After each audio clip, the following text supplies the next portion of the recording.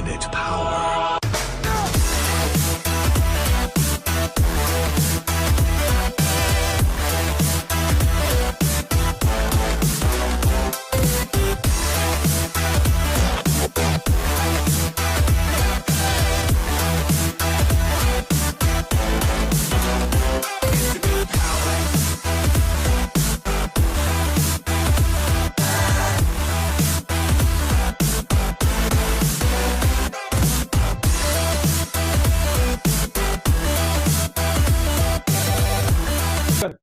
Sea a nivel de elecciones o también a nivel del sistema de partidos, entendiendo que el sistema de partidos es la variable dependiente del sistema electoral. En este caso, cómo están también dadas las condiciones del sistema electoral va a afectar justamente a la configuración del sistema de partidos. Podemos ver que el número efectivo de partidos parlamentarios, es decir, el número de partidos que tienen incidencia en la toma de decisiones y en la agenda legislativa. En el Ecuador más bien ha sido una fragmentación importante desde el retorno a la democracia. Por ejemplo, podemos ver que el primer número efectivo de partidos del año 1979, cuando volvemos después de la dictadura, después del triunvirato de gobierno, es de 3.94. O sea, son casi 4 partidos los que realmente tienen esa capacidad o tuvieron capacidad dentro del marco legislativo de influir en la agenda. Y viendo este gráfico, o sea, que es una línea de tendencia, desde el retorno a la democracia, podemos ver que incluso el punto más alto de esta fragmentación se da en el 2003, con la elección de Lucio Gutiérrez, y tiende a la baja hasta ser su punto más bajo en la elección de Correa del año 2013. O sea, evidentemente diferentes variables que por el tema del tiempo no podemos en este momento discutir, que incidieron justamente en que el número efectivo de partidos llegue a ser apenas de 1.84, después de una fragmentación altísima desde el retorno a la democracia. Uno de ellos, evidentemente, será la fortaleza que tenía el presidente en ese momento, los altos precios del petróleo que se tenían también en esa época, que le daban un margen de maniobra importante al gobierno, tanto en la gestión pública y también con aspiraciones electorales, o cómo influía esto justamente en sus aspiraciones electorales. Y vemos que en el 2017, ya en la elección, cuando sale Correa del poder, ya no son las mismas condiciones, ya tenemos una baja importante de los precios del petróleo que comienza a finales del año 2014. Vemos que sube un poco justamente ya la fragmentación y se sitúa en 2.72 el número efectivo de partidos. Evidentemente, como les mencionaba hace un ratito, o sea, el sistema electoral incide también efectivamente en esta fragmentación, y hay que considerar que para las elecciones del 2017, evidentemente teníamos como parte de las condiciones del sistema electoral, primero, una fórmula de asignación de escaños diferente a la que se va a utilizar en el año 2021. Teníamos la fórmula de Hunt para la selección de asambleístas provinciales, también para la selección de parlamentarios andinos, mientras que para asambleístas nacionales teníamos justamente el método de Webster. Y aparte de la fórmula de asignación de escaños, también para el año 2017 tuvimos ya circunscripciones electorales. ¿Ya? O sea, en este caso, por ejemplo, la circunscripción de Pichincha, de Guayas y de Manabí se dividieron en diferentes circunscripciones. En el caso de la provincia de Pichincha, 4 circunscripciones, en Manabí 2 circunscripciones, y en el caso de Guayas 4 circunscripciones. Entonces, también, aparte de la fórmula de asignación de escaños, se genera una división, en este caso, de estas circunscripciones electorales que antes se les tomaba como una sola, y se crean circunscripciones mucho más pequeñas. Y, por ejemplo, desde la literatura en la ciencia política, por ejemplo, desde Arendt Liebhardt, uno de ellos, si mal no me equivoco, también Nolen, hacen referencia que justamente el tamaño de la circunscripción influye muchísimo al momento de ver si es que un sistema proporcional efectivamente cumple con proporcional, es decir, con dar posibilidad de que las minorías también se vean representadas en el Parlamento, o si también, más bien, a pesar de que existe esta fórmula de asignación de escaños, al ser las circunscripciones mucho más pequeñas, tiene efectos mayoritarios. Es decir, se hace una fórmula de Hunt o de Webster, o sea, independientemente de eso, pero se puede verificar que al ser la circunscripción más pequeña, igual se sigue concentrando la votación en los partidos más grandes. Podríamos hacer desde un análisis y una lectura muy rápida, que en las reformas electorales para esas elecciones, evidentemente hubo un ejercicio de gerrymandering, es decir, de alterar justamente el tamaño de las circunscripciones con el fin de favorecer al quien estaba en ese turno en el poder. más allá del discurso de representación o de que en este caso los sistemas proporcionales siempre tienden a favorecer la representación, sí se pudo evidenciar eso. ¿Ya? O sea, y eso efectivamente se tradujo en que en las elecciones del 2017, por ejemplo, la votación por la Asamblea más o menos fue del 35% para Alianza País, pero con ese 35% tuvo más del 50% de los escaños, si mal no me equivoco, tuvo 74 escaños. Entonces, si bien es cierto, o sea, efectivamente esta combinación de fórmula electoral más circunscripciones pequeñas tiende a favorecer a los partidos grandes, tiende a reducir también de alguna forma la fragmentación, tratando de favorecer estos partidos. Estamos en un escenario completamente diferente, donde si bien es cierto, se sigue utilizando una fórmula de asignación de escaños, no se cambiaron tampoco el tamaño de las circunscripciones, a pesar de que fue parte del proyecto de ley de reforma al Código de la Democracia presentado por el Consejo Nacional Electoral. Justamente el cambio de las circunscripciones no tuvo paso en el legislativo. A pesar de eso, la fórmula de asignación de escaños, la de Webster, sí tiende a generar una mayor fragmentación. Y, por ejemplo, hice para presentarles esta noche un ejercicio comparando cómo hubiera sido la composición de la Asamblea Nacional utilizando el método de Webster que vamos a utilizar esta vez. No se modifica el tamaño de las circunscripciones, solo se modifica, en este caso, la fórmula de asignación de escaños. Y en la barra azul podemos ver cómo hubiera sido la cantidad de escaños que ganaba cada partido si hubiéramos utilizado el método de Webster, que es básicamente la división del total de votos de una lista para números impares y obtener el número de cocientes conforme al número de escaños que se va a elegir. Y en la barra naranja tenemos, en este caso, cómo se configura el legislativo, qué escaños sacó cada partido.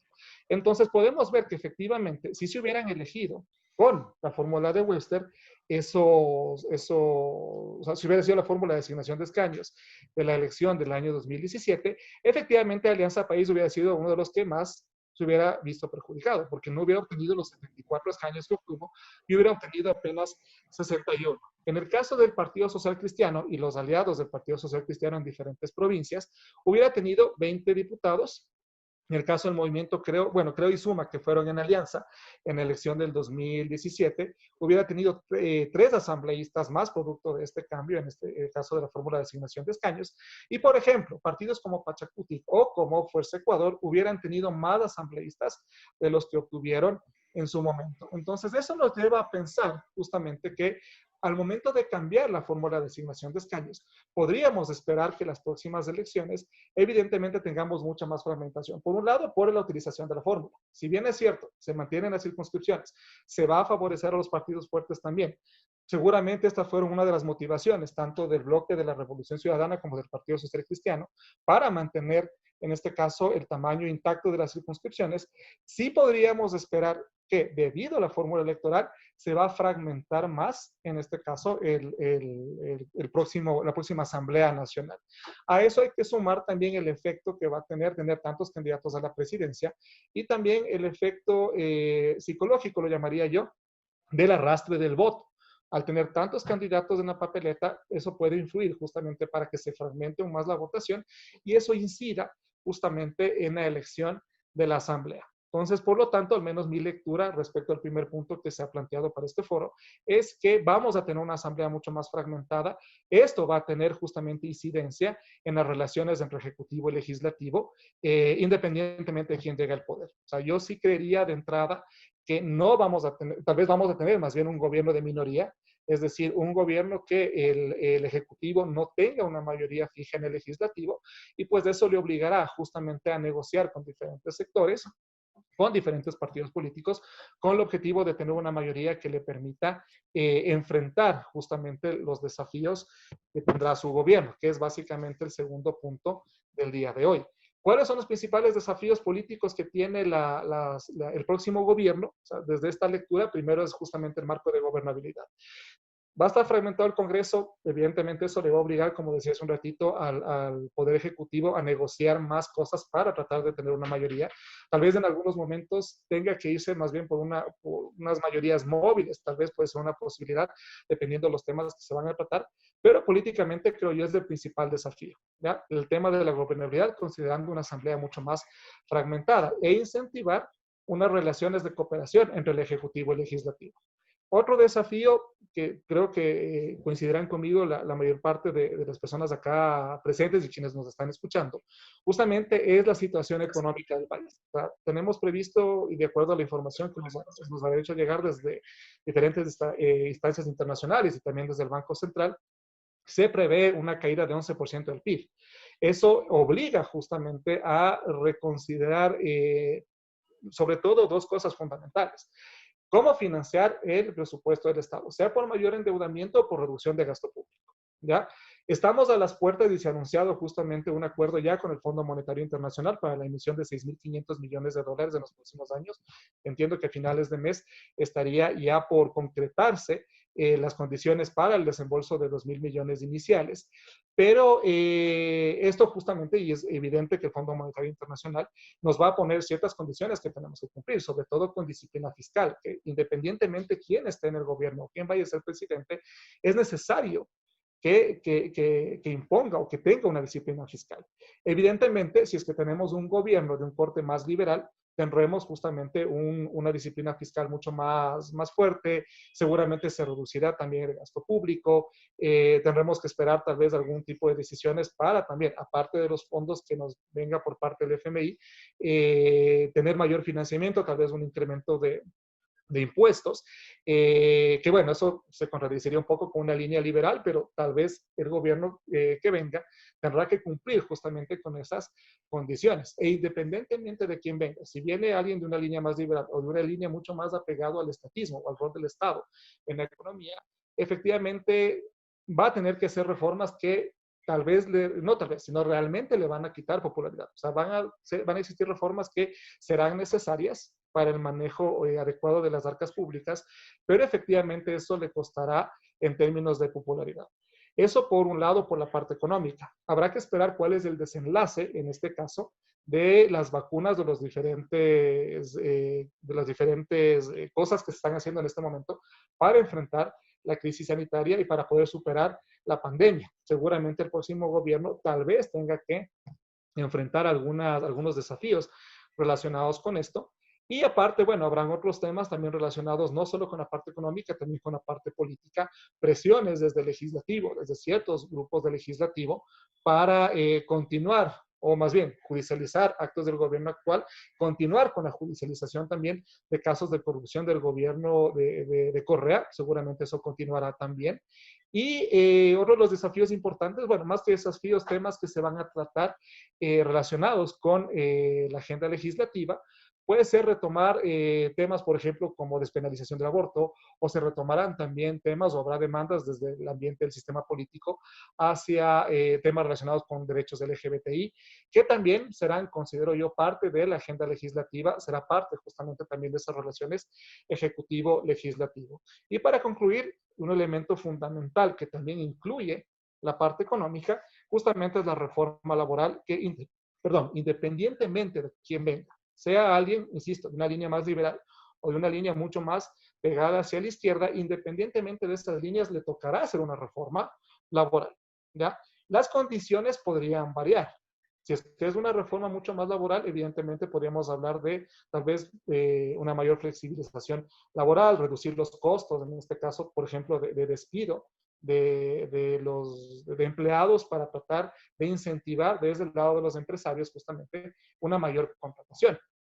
Ahora, evidentemente esto tendrá un costo político que el próximo gobierno tendrá que asumir.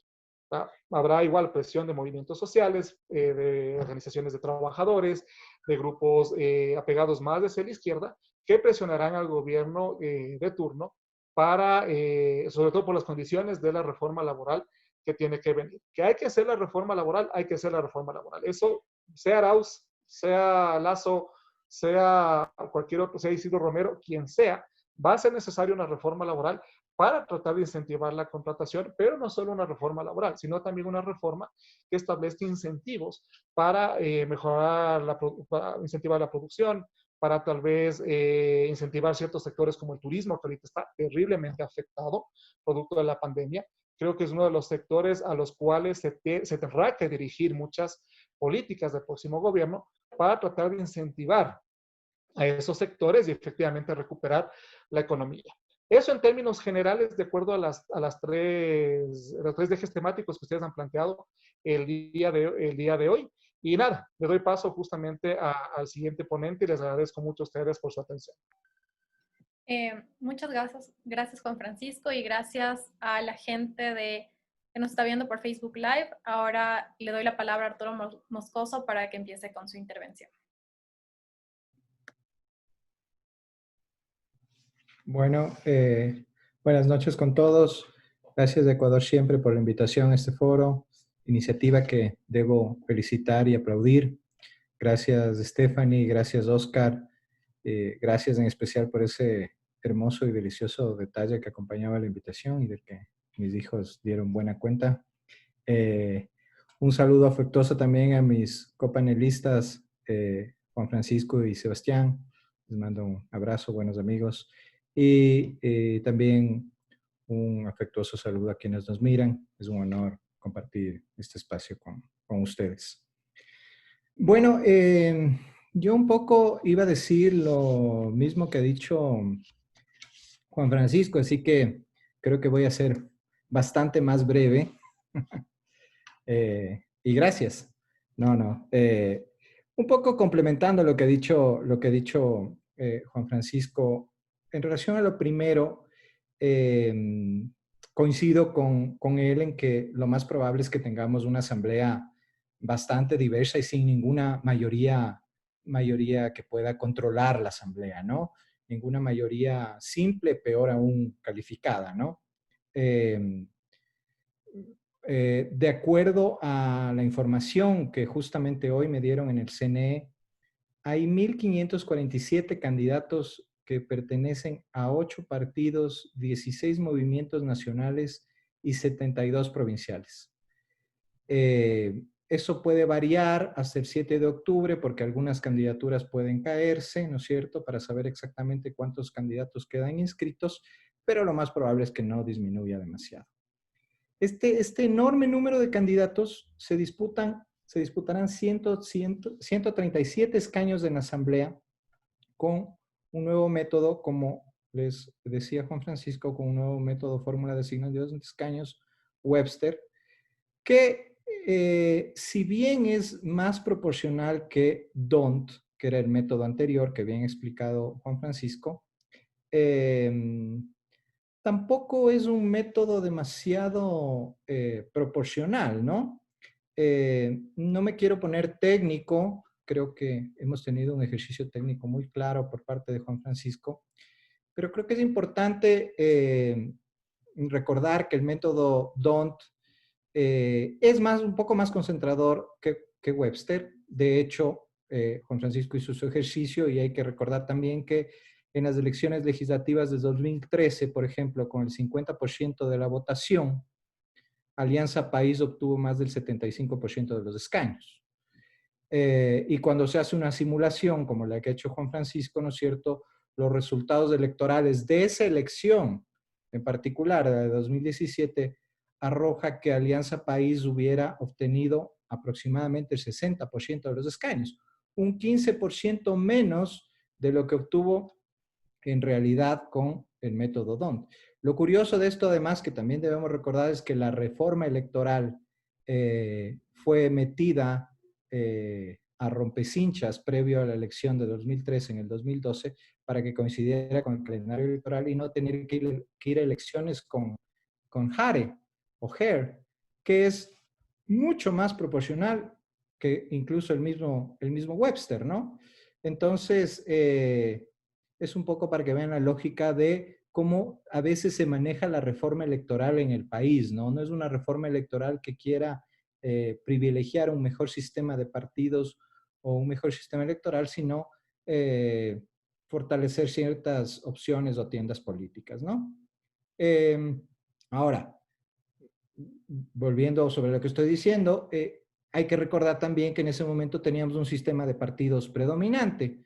Un sistema de partidos predominante es un partido que ha ganado al menos 4 elecciones consecutivas, como era Alianza País en su momento, lo que favorecía aún más la concentración que da DONT.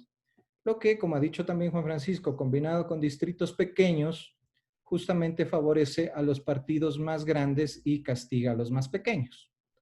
El método actual, Webster, sin la presencia de un partido predominante, como también ha señalado Juan Francisco, como ya les dije antes, casi todo lo que he dicho lo dijo antes Juan Francisco, habrá mayor fragmentación en la Asamblea, obviamente, sin ninguna mayoría clara, para lo cual obviamente será importante que el gobierno logre alianzas, quien sea que vaya a gobernar, ojo, logre alianzas dentro de ella para lograr gobernabilidad, para lograr aprobar políticas públicas.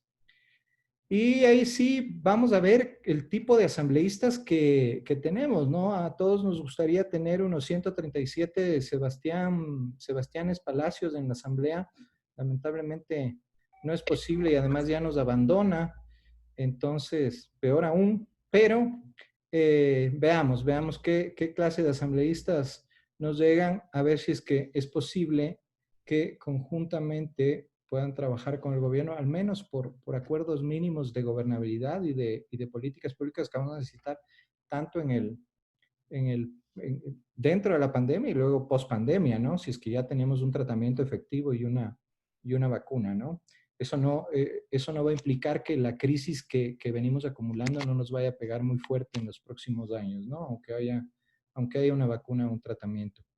Y aquí entro justamente a la segunda pregunta o al segundo eje que nos plantearon en este foro, y es acerca de los desafíos que tendrá el gobierno que venga en el 2021, que serán sumamente difíciles, evidentemente. Primero, desafíos enormes relacionados a las consecuencias de la pandemia, una severa crisis económica, falta de empleo, falta de financiamiento en el país, fuga de dólares, aumento del riesgo país, la fuga de dólares que incluso puede poner en riesgo la dolarización, ¿no? Y hay un candidato ahí que anda hablando hasta incluso de desdolarización, ¿no? Él dice desdolarización buena, yo no sé qué desdolarización será buena, pero yo sí, no, gracias, ¿no? En todo caso, bueno, y crisis sanitaria y además la severa y terrible corrupción que estamos viendo, ¿cierto? Eh, Todo este escenario además viene a complicar un escenario que ya se veía desde hace algún tiempo en el Ecuador y que es la caída de la confianza en la democracia como idea, como régimen, desde la idea de democracia churchiliana, ¿no es cierto? Que decía que la democracia es el peor régimen de todos, a excepción de todos los demás, ¿no? Entonces, de esta idea hay un franco deterioro en la confianza en la idea de democracia, hay un franco deterioro en la confianza, en la satisfacción con la democracia, es decir, lo que nos da la democracia, en el sistema político. Y eso implica que la democracia está en riesgo. Y si es que no se hace algo, no se llegan a acuerdos de los que ha hablado Juan Francisco también, entre la clase política a partir de las elecciones del próximo año, pues el escenario va a seguirse complicando y tranquilamente podríamos presenciar un quiebre institucional que ya estuvimos a punto en octubre pasado, ¿no? Acordémonos de eso, ¿no? Así, con este escenario tan complicado, quien quiera que sea que llegue al gobierno debe intentar trabajar con la mayor cantidad de agrupaciones políticas a través de la construcción de mayorías, que pueden ser mayorías móviles, como ha dicho Juan Francisco también, a fin de aprobar políticas públicas y leyes, perdón que mi perrito a veces quiere intervenir, me disculpan, que sean necesarias para combatir esta crisis. Y en lo personal yo creo que resultados efectivos se tendrán con mayor liberalización de las políticas económicas para atraer inversión extranjera, sin descuidar, por supuesto, la precaria situación de millones de ecuatorianos que quedarán tan golpeados con la pandemia.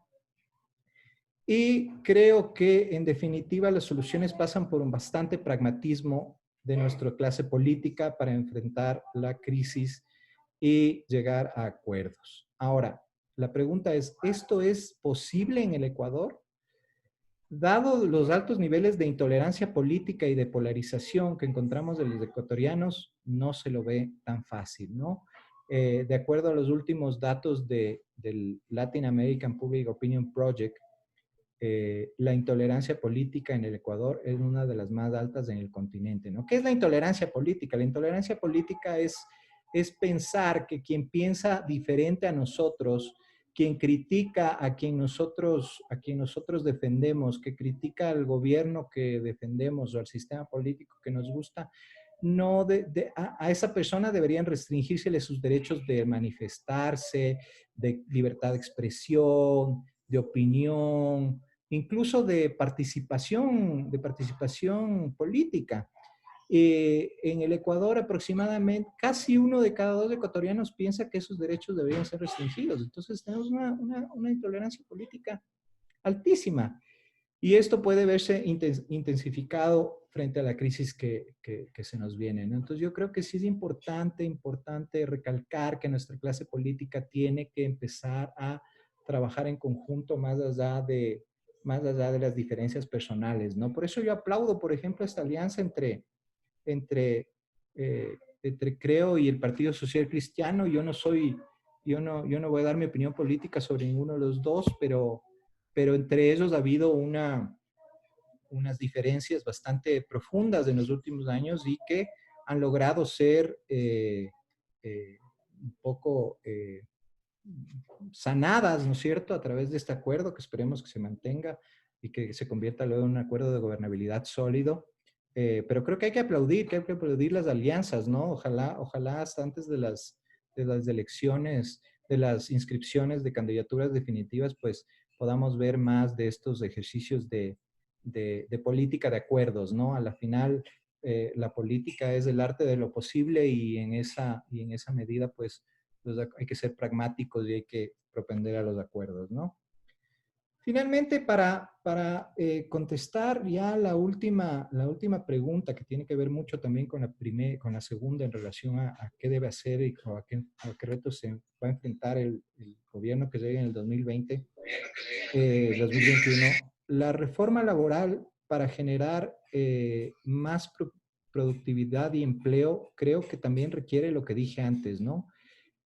Una liberalización de la contratación, una liberalización de las relaciones laborales, una flexibilización, que creo que sería una herramienta importante.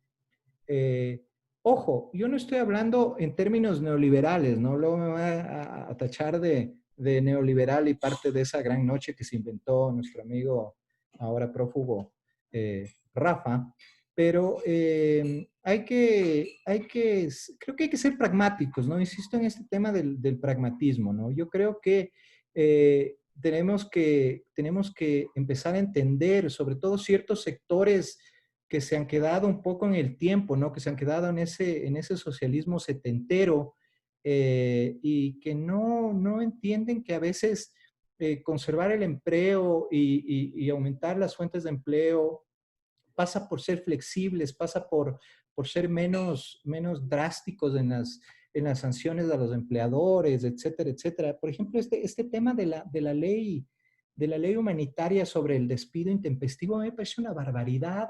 Aparte de que es inconstitucional absolutamente, porque es una norma que está interpretando no solo para lo venidero, sino para lo anterior, lo cual es a los que estudiamos derechos, eso es una aberración, porque sabemos que la ley siempre rige para lo venidero.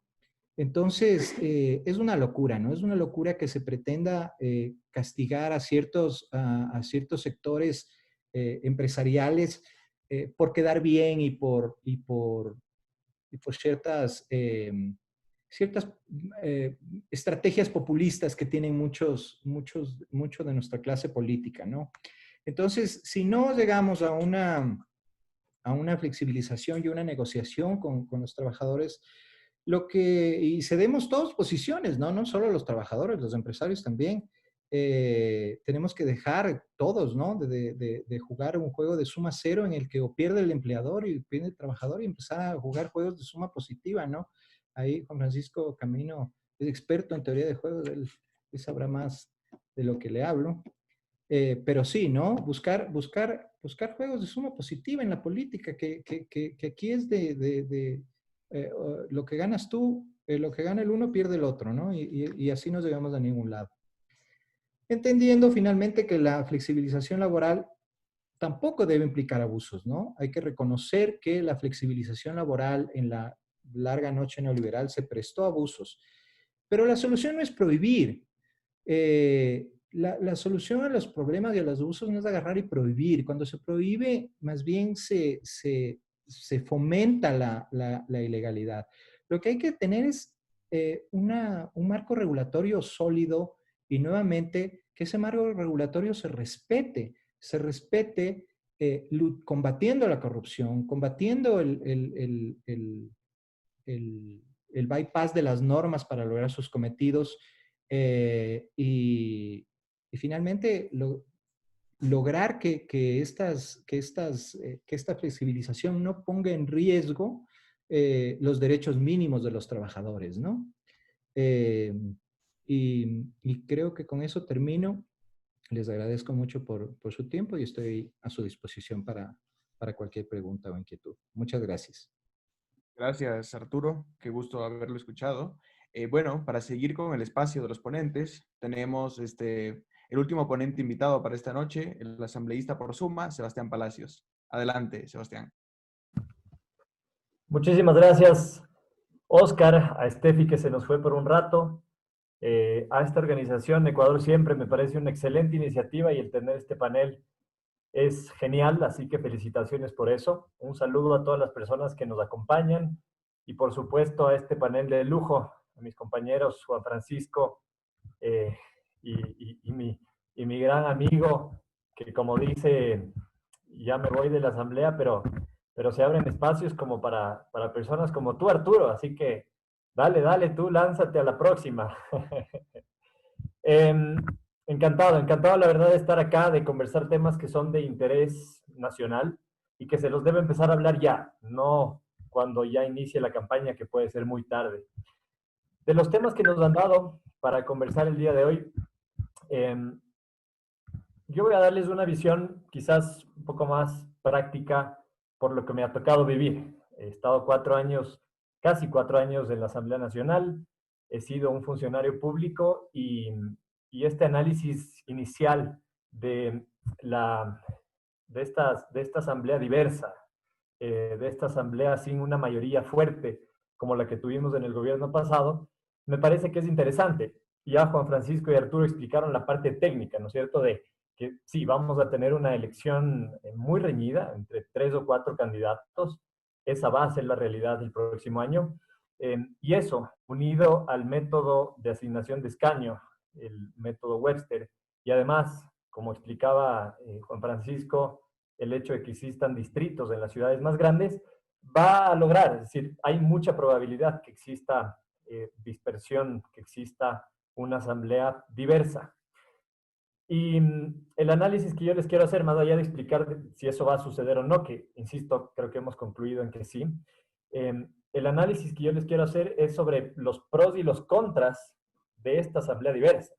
Porque en primera instancia, cuando nosotros pensamos en una asamblea en la que hayan varios partidos políticos, representantes de diferentes tiendas políticas, decimos, bueno, está bueno porque vamos a tener una asamblea más plural, vamos a tener una asamblea amplia, una asamblea más democrática. Eso es lo primero que se nos viene a la mente. Y decimos, eso es genial porque va a generar que haya mucho más debate, va a generar que haya diversidad de ideas, diversidad de posturas. Yo estoy seguro que eso también generaría que haya más iniciativas de fiscalización, porque cuando tenemos un solo partido político que controla todo, evidentemente se bloquea las iniciativas de fiscalización de su propio gobierno. Lo que pasaba en el anterior gobierno, tenías una comisión de fiscalización integrada en su gran mayoría por asambleístas del partido de gobierno. Pregunten qué procesos del mismo gobierno fiscalizaron, casi ninguno.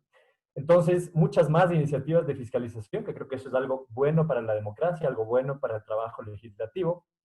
Yo creo que podría generar la visión o la apariencia de una asamblea mucho más ciudadana. Y creo que eso es importante.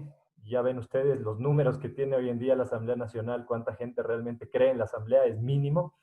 Así que sin un gran partido político y sin un líder que ponga las reglas del juego a sus asambleístas y más bien teniendo varios, creo que se puede dar una, digamos, una proyección de una asamblea más ciudadana. Insisto, eso es algo positivo. Más espacio de participación ciudadana también, porque, ojo, en la asamblea las cosas se deciden por votos. Y para ganar votos por parte de otras tiendas políticas, de otros asambleístas, tú necesitas que esos asambleístas se convenzan de tu proyecto. Normalmente es más fácil convencer a asambleístas que son de tu mismo partido político, de tu mismo proyecto, de tu misma línea, ya sea ideológica, de causas, pero que están contigo. Cuando vas a tener muchos otros asambleístas de otras tiendas políticas, seguramente va a ser más difícil convencerlos. Y creo yo que una forma de legitimar y de tener justamente ese convencimiento va a ser teniendo apoyo de la ciudadanía, iniciativas que vengan de la gente y que las asuman los asambleístas para discutirlas dentro de la asamblea y que eso legitime la propuesta y el día de mañana puede llevar a que eso se apruebe dentro de la Asamblea Nacional. Entonces, esas son algunas de las cosas positivas que yo veo de esta asamblea diversa, sin mayorías fuertes como las que existieron en el pasado. Pero no todo es positivo. Como todas las cosas en la vida, hay que ver los pros y los contras. Y ya vimos los pros, pero también hay que pensar un poco en los contras. Y se los digo yo que he estado ahí en la asamblea y que todos los días un poco tengo esa frustración de que podemos tener muchas buenas ideas, pero si no tenemos el apoyo de otros asambleístas para que eso pase el Consejo de Administración Legislativa, llegue a la comisión que queremos, en la comisión tengamos mayoría suficiente para que esa idea se la pueda trabajar, se la pueda debatir, es muy difícil llegar a discutirla dentro del Pleno Nacional, de la Asamblea Nacional, y al final del día que se apruebe en el segundo debate. Ustedes entienden que hay todo un proceso que normalmente es muy lento. Y uno de los contras de esta asamblea diversa, sin mayorías, puede ser justamente que el hecho de que sean muchos partidos políticos haga que los consensos sean más difíciles. Está claro, es más fácil llegar a un consenso entre 2 o 3 personas sentadas en una mesa que entre 20 personas sentadas en una mesa. Y el que no se lleguen a consensos ágiles podría generar que el ritmo de la asamblea y la producción legislativa sea más lenta. Si yo les pregunto a ustedes, ¿ustedes creen que la Asamblea Nacional hace las cosas rápido, que el ritmo de la asamblea va al mismo ritmo en la que vivimos, en la que va la tecnología, en la que va la ciencia, en la que va la moda? Definitivamente no. Yo creo que la asamblea es lenta y hay que buscar formas de que la asamblea trabaje más rápido. Obviamente rápido y bien, rápido y eficiente, sí.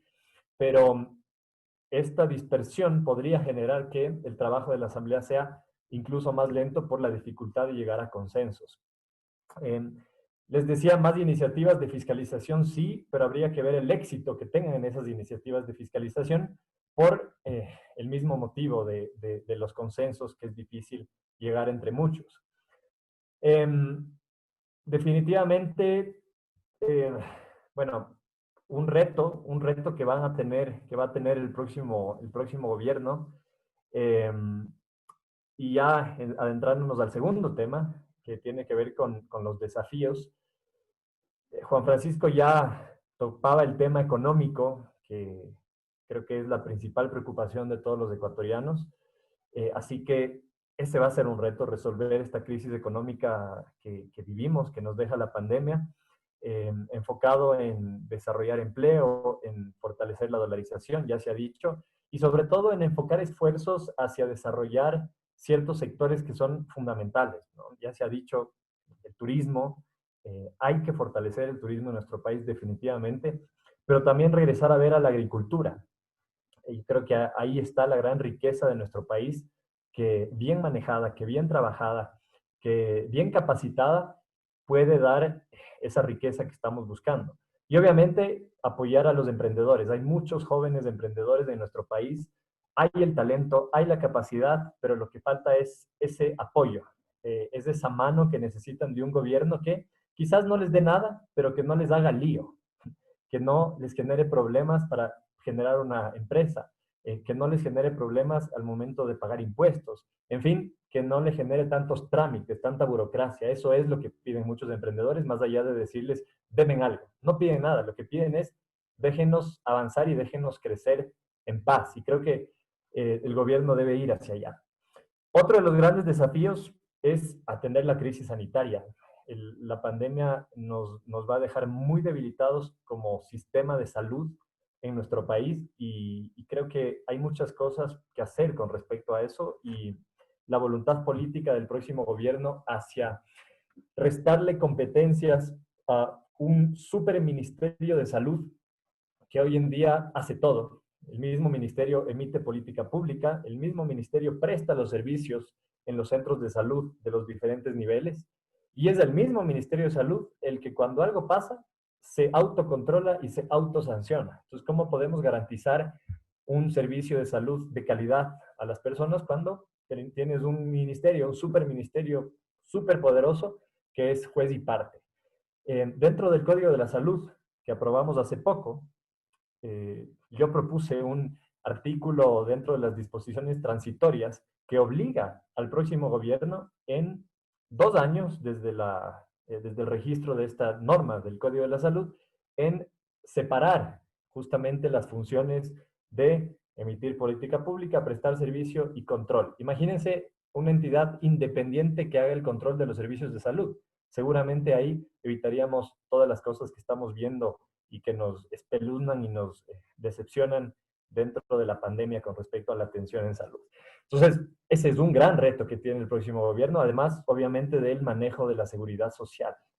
Creo que va a tener que ser muy valiente en tomar decisiones alrededor de eso, entendiendo que el IES no es la caja chica del gobierno, entendiendo que el IES pasa por una situación complicada económica y que ya hay algunos analistas que hacen proyecciones que en pocos años ya no habrá dinero para cubrir la atención en salud de todos los ecuatorianos de forma gratuita, o que ya no habrá dinero para pagar las jubilaciones a las personas que cumplan los años de trabajo. Entonces, es un tema que se debe tratar y hay que tratarlo ya.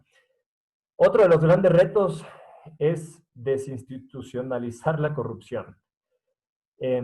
Hay muchos candidatos que dicen, yo voy a luchar contra la corrupción y todos los ladrones se van a ir presos. Y realmente esa no debería ser la propuesta de un presidente que va a estar a cargo de la función ejecutiva. Lo que debería garantizar un candidato a presidente es que va a haber independencia de funciones. Esa debería ser la garantía. Y con la independencia de funciones entenderíamos que va a haber una función judicial, que va a haber una fiscalía que trabaje independientemente y que pueda juzgar a funcionarios malos, a funcionarios corruptos de otro gobierno, de un gobierno anterior, pero también del gobierno de turno. Esa es la independencia que debe existir. Y lo mismo con respecto a los jueces y lo mismo con respecto a cada uno de los fiscales. Entonces, esa independencia de funciones debe estar garantizada y creo que es un reto que tendrá el próximo gobierno. Y obviamente, ya desde la parte ejecutiva se puede hacer mucho para combatir la corrupción, ¿no? Tener un verdadero sistema. Ahora, la tecnología lo puede todo. Imagínense un sistema que haga que haya un verdadero seguimiento, que haya transparencia en cómo se utiliza el dinero de la gente. Yo veía el otro día un caso de un país que es genial. Uno paga los impuestos y a través de una aplicación puede ver dónde se va ese dinero, cómo lo está utilizando el gobierno. Acá en el Ecuador no sabemos, tú pagas los impuestos y se fueron a la arca pública, a las arcas fiscales y el gobierno los usa como bien puede y por eso es que la gente dice, ¿para qué pago impuestos si es que después de eso se pierde en corrupción? Entonces, utilizar la tecnología para lograr más transparencia es fundamental. Y Arturo hablaba sobre la intolerancia política. También es un gran reto que tendrá el nuevo gobierno y cómo lograr eso. Yo creo que es bastante sencillo, entre comillas, porque podríamos pasarnos todo un día hablando de opciones para lograr combatir esa intolerancia, que la gente crea más en la política, que jóvenes quieran participar en política y que no estén alejados porque relacionan a la política con cosas malas. Y digo que puede ser, entre comillas, sencillo cuando los políticos y el próximo gobierno vaya del dicho al hecho. Que hable menos y que haga más. Yo creo que eso es lo que quiere la gente hoy en día. Que cumpla las promesas de campaña. Es así de simple. O sea, si tú eres candidato a presidente y tú propones 5 programas de tu gobierno desmenuzados en los diferentes ejes y acciones, ok, cumple con eso. Y obviamente garantizará el cumplimiento que tú hayas estudiado esas propuestas y que esas propuestas sean factibles. De ahí que va a ser tan importante que analicemos cada uno de los planes de gobierno para tomar una decisión al momento de elegir. Después, y para terminar, sobre un reto que es definitivamente uno de los más importantes, el generar empleo. Esta reforma laboral que se viene, y coincido con Juan Francisco y con Arturo, es algo que tiene que ocurrir en nuestro país. Definitivamente, entre muchas cosas que nos dejará la pandemia del coronavirus, va a ser una tasa altísima de desempleo, y ya lo estamos viviendo, y obviamente un subsecuente trabajo informal. Mucha gente se va a dedicar a la informalidad, y obviamente las reformas deben apuntar a eso, a lo contrario, a formalizar el trabajo. Desde mi punto de vista debe ir por ahí. Debe ir también por lograr relaciones laborales justas. Coincido en que esto no significa que van a haber abusos por parte de los empleadores. Siempre digo que es difícil garantizar derechos en una población cuando las personas no tienen un trabajo. Creo que eso es la base de la economía de una familia, de una persona. Debemos ir hacia condiciones dignas, seguras, hacia remuneraciones adecuadas, sueldos que alcancen a la gente para poder vivir. Y algo que me parece fundamental y que no se habla mucho de esto, lamentablemente, y es el espacio de crecimiento personal y profesional que debe haber, tanto en el sector privado como en el sector público.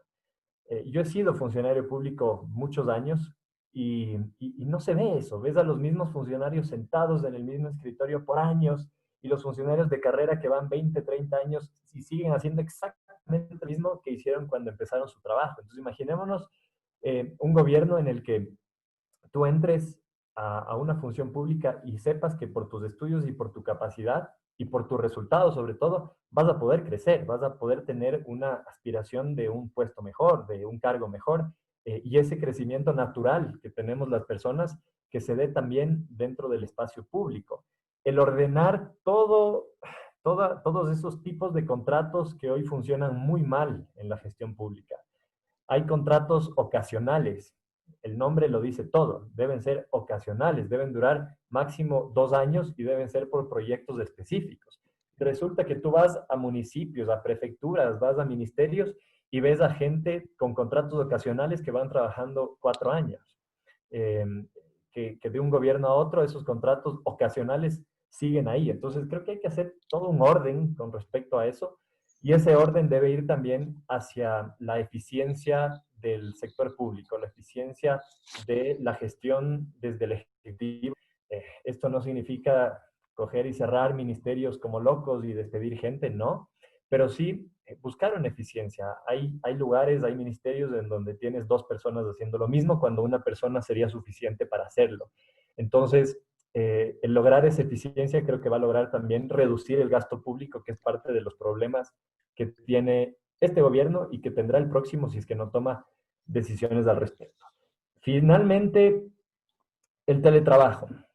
Hoy en día todos lo estamos haciendo en este momento, nos conectamos a través de una computadora y trabajamos desde nuestras casas. Hay mucha gente que, incluso habiendo una vacuna, además yo les pregunto, el rato que salga la vacuna, ¿acaso al día siguiente todos vamos a estar vacunados? No.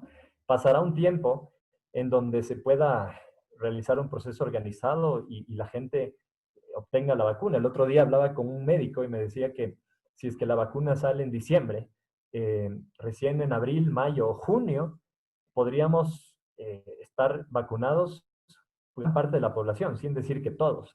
Entonces, creo que hay que normar el teletrabajo y creo que hay que ir hacia allá también, y ese es uno de los retos dentro de la parte laboral, el entender que va a haber mucha gente que va a seguir trabajando de sus casas, que eso puede lograr eficiencia, que puede lograr reducir costos de las empresas, También puede traducirse en una especie de explotación porque quien está en la casa trabaja todo el día, ya no son solo 8 horas, el jefe les llama sábados, domingos, les llama a las 11 de la noche porque están en teletrabajo. Entonces creo que también hay que ver esa realidad que están viviendo las personas y que debemos ir hacia normar eso para que sí haya eficiencia, que reduzca costos, pero que no implique una sobreexplotación en los trabajadores.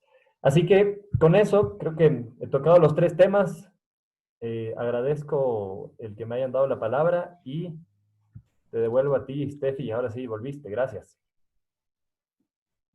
Gracias, Sebas. Y bueno, quiero agradecerles a los 3 ponentes que estuvieron aquí para empezar este discurso de apertura. Ya tenemos preguntas por parte del Facebook Live, gracias a las personas que nos están escuchando en Facebook Live. Y también tenemos algunas preguntas de la gente de Ecuador Siempre. Entonces, queríamos empezar con una pregunta que es justo para ti, Sebas.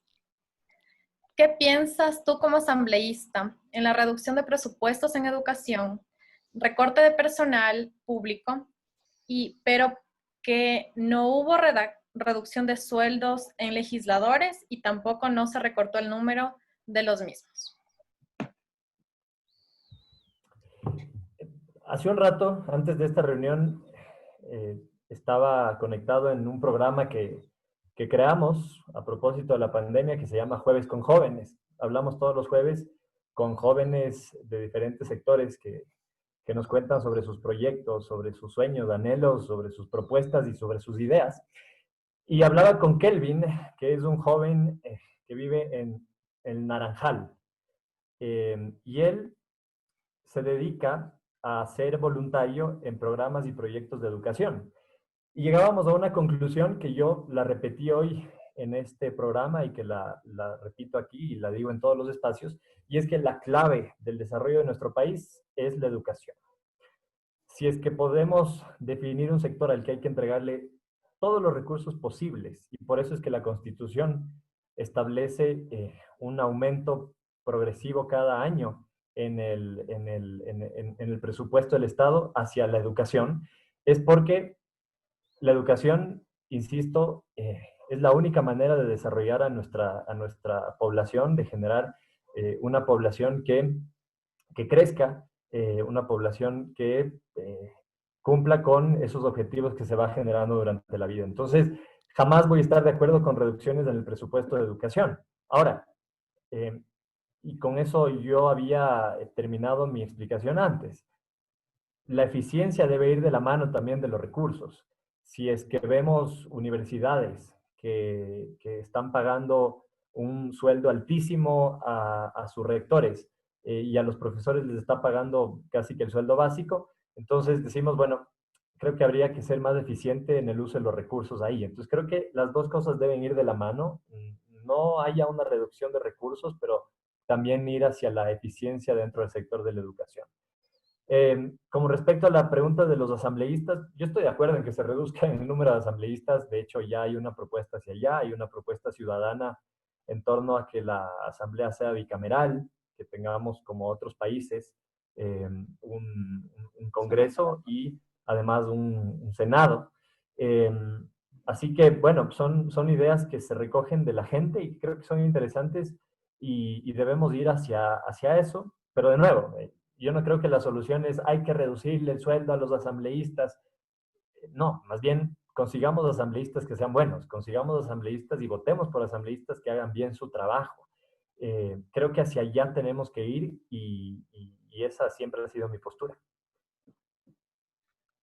Gracias, Sebastián. Bueno, vamos a ir alternando. Ahora les toca a los miembros de Ecuador Siempre, quienes de forma oral van a dirigirse hacia ustedes, distinguidos ponentes.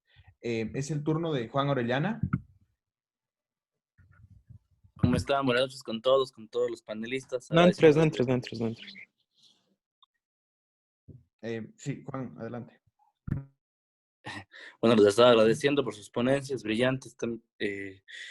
Mi pregunta es que se ha hablado mucho respecto al tema de la flexibilización de los trabajadores y quisiera preguntarles a cualquiera de los 3 ponentes si el sacrificio va a ser el tema de los trabajadores, reduciendo el tema de las horas y algunas garantías que tienen.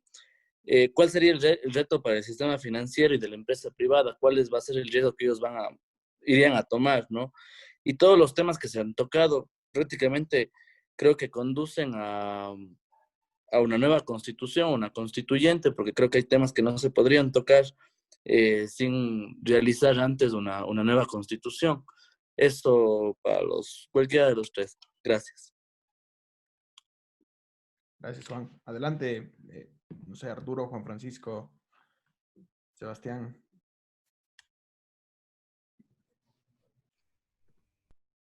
A ver, voy a empezar, ya creo que estamos con Arturo, estamos cruzados en todo sentido, creo que el día de hoy con Arturo.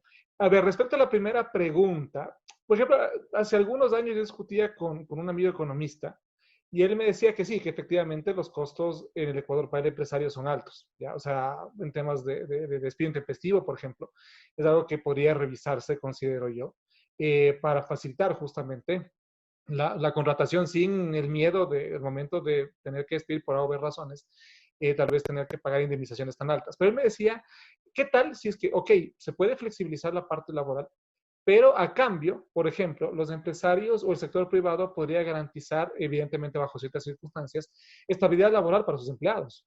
Por ejemplo, y si es que se demuestra, él me decía, ¿no? Como más de un tema de conversación, él me decía, ¿qué tal si es que, por ejemplo, un empresario, si es que demuestra que tiene a sus trabajadores 2 o 3 años de nómina, no solo, bueno, tiene los beneficios, en este caso, de la flexibilización laboral, sino incluso podría existir un tema de incentivos presupuestarios. Por ejemplo, ok, tienes 2 o 3 años, personas en tu nómina, a partir del tercer año se te reduce un 5% de impuesto a la renta, por ejemplo. O sea, él también me hablaba justamente de ese tipo de beneficios ya al sector, o sea, al sector privado, a los empresarios, pero también a cambio de que el sector privado, los empresarios puedan dar ciertas garantías justamente a las personas. Por ejemplo, yo sí coincido en eso con Arturo, en el hecho de que es un tema de ganar-ganar. O sea, es complicado. Hay asimetrías de la información también en la relación laboral. Bueno, yo no soy abogado, pero entiendo que justamente las leyes laborales están destinadas justamente a proteger al trabajador, pero también hay que ser sinceros, o sea, es necesario, y también se basa en el pragmatismo, necesitamos una reforma laboral que dinamice la contratación y que efectivamente haga, y que esto produzca que la propia producción vaya creciendo, que haya más consumo, porque efectivamente si hay gente que está trabajando comienza a haber consumo, no quiero pecar de keynesiano ahí, pero más consumo efectivamente se dinamiza la economía, entonces es necesario llegar a un punto medio. No sé si es que ese punto medio puede hacer lo que esta persona en su momento me ha manifestado. Y respecto a lo segundo, yo sí discrepo una nueva constitución, o sea, perdón, una nueva constituyente, yo discrepo debido a que, y ahí sí le doy el paso a Arturo, y como abogado nos podría contextualizar mejor y explicar qué temas se podrían, en este caso a través de una reforma constitucional, sea por referéndum, sea por la asamblea, se podrían tramitar. O sea, yo en lo personal, y antes de esta sesión revisaba un video sobre las 20 constituciones que hemos tenido a lo largo de la historia.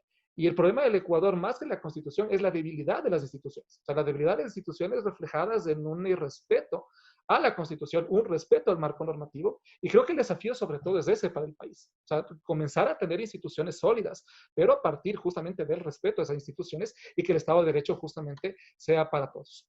Esa es mi intervención.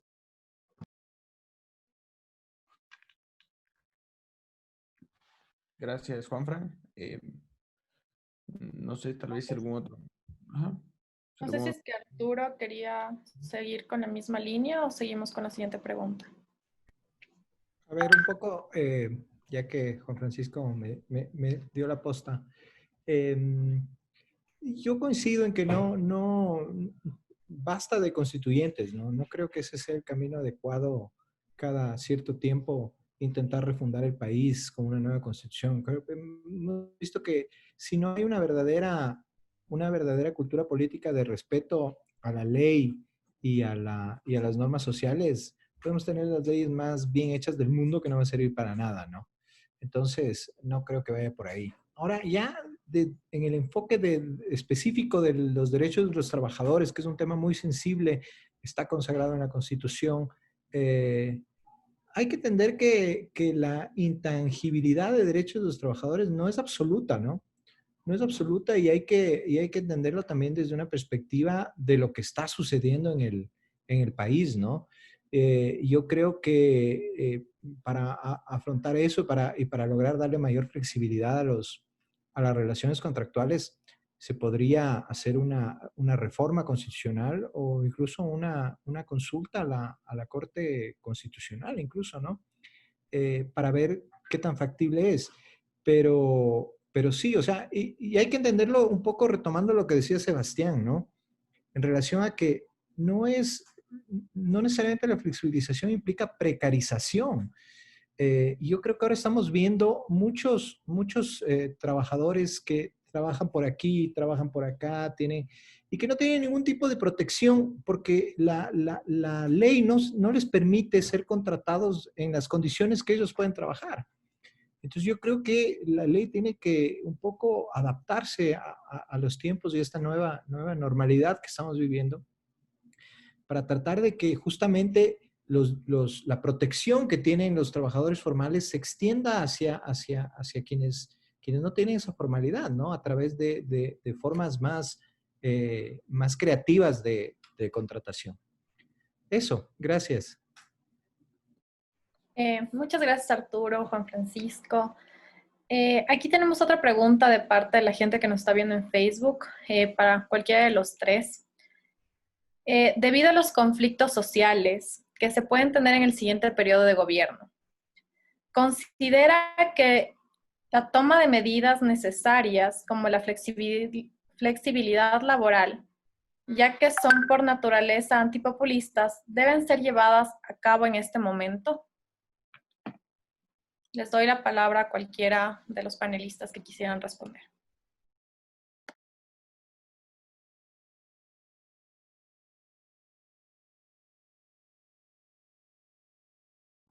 Reiniciemos con Sebastián. Dale, vamos. Justo iba a hablar ya que ninguno prendía el micrófono.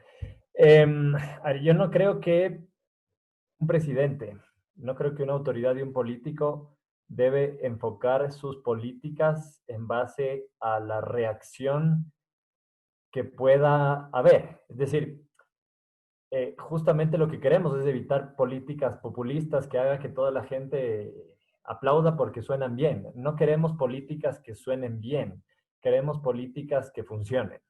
Queremos políticas y decisiones que sean responsables. Por eso es que a mí siempre me van a escuchar hablar de una política que ya no vea la posición de los políticos en base a ideologías que desde mi punto de vista son caducas. Es decir, no tienes en el Ecuador políticos que puedan decir yo soy de izquierda y que en verdad sean de izquierda, o yo soy de derecha y que en verdad sean de derecha. O tienes temas que son, desde mi punto de vista, claves para tratar, como el cambio climático, por ejemplo. Y dices, bueno, pero ese es un tema de izquierda o de derecha. Entonces, por eso es que yo siempre digo que más allá de izquierda o de derecha o de enfocarnos en ideologías, debes hacer un trabajo desde la responsabilidad, desde lo que es responsable con la gente. Entonces, si es que empiezas una gestión en base a cálculos políticos, en base a miedos de la reacción social, entonces estás empezando mal porque no vas a tomar esas decisiones que quizás son difíciles de tomar, pero pueden ser al final del día las decisiones responsables. Entonces, quizás con eso puedo responder esta pregunta que nos hicieron. Gracias, Sebastián. Tal vez algún otro ponente desea responder. No. Sigamos entonces con la siguiente pregunta. Bueno, es un miembro de la organización Ecuador Siempre, Sergio Bosquera. Adelante, Sergio. Muy buenas noches con todos. Bueno, quisiera que esta pregunta la respondan tanto Arturo como Sebastián y Juan Francisco. La pandemia afectará el factor presencial y populista en la campaña electoral. ¿Cómo observan ustedes el desarrollo de esta en las redes sociales y qué alternativas tienen los actores políticos para conectar con la ciudadanía? Bueno, gracias, Sergio. Como me nombraste primero, me voy a tomar la palabra yo primero. A ver, Esto es una pregunta buenísima porque el tema de la campaña electoral y el tema de la estrategia, de las estrategias populistas que se van a aplicar va a ser muy definitorio en los resultados electorales que tengamos. ¿Por qué? Porque si continuamos con la pandemia, si continuamos con el virus sin control, que como decía Sebastián, aunque aparezca una vacuna, no es que el día siguiente todos vamos a estar vacunados, probablemente no, el ausentismo electoral aumente en una proporción bastante grande, bastante grande. Yo creo que mucha gente no va a ir a votar so pena de enfermarse, sobre todo la gente más vulnerable, que también es una fracción importante de la población, los mayores de 50, de 60 años. Y ahí va a entrar mucho en juego el tema de la estrategia populista en relación a la convocatoria que puedan tener ciertos candidatos. Y eso es fundamental para entender, o mejor dicho, entenderlo a través de estas redes clientelares también que se tejen para movilizar votantes y movilizar gente, ¿no? Un poco acordémonos de lo que pasó en Estados Unidos en la elección de Trump, ¿no? Cuando Trump aparecía siempre a la saga y terminó quedándose con la presidencia de los Estados Unidos fue porque justamente supieron movilizar mejor su gente. Y los candidatos, los votantes demócratas no salieron a votar. Eso bien podría pasar en estas elecciones y podríamos tener alguna sorpresa ahí en relación a quién moviliza de mejor manera a sus votantes, más que a la campaña misma, ¿no? Una campaña bastante sui generis, que va a tener que hacerse mucho en línea a través de medios. Acordémonos que la llegada del Internet no es tan, no, o sea, nosotros somos privilegiados de estar aquí ahora, pero mucha gente no puede acceder a estos medios. Y bueno, hay espacios muy limitados en la televisión y en la radio a través de la ley electoral. Entonces, la pandemia nos pone en un escenario que puede sorprendernos al final. No sé si quieran decir algo más, yo ahí me quedo. Gracias, Arturo.